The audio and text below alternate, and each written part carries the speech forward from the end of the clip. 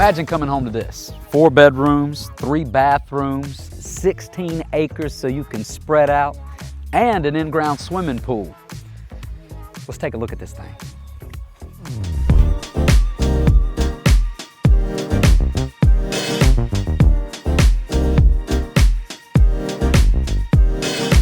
Most people don't really know what 16 acres a yard looks like.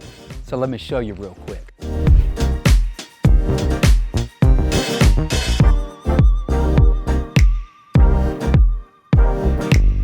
Hey, don't forget about the full walkout basement. Let's go down and check this thing out too.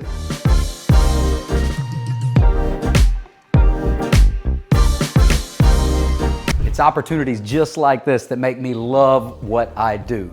Helping folks find houses that's got all this acreage, all this space, 15 minutes from town.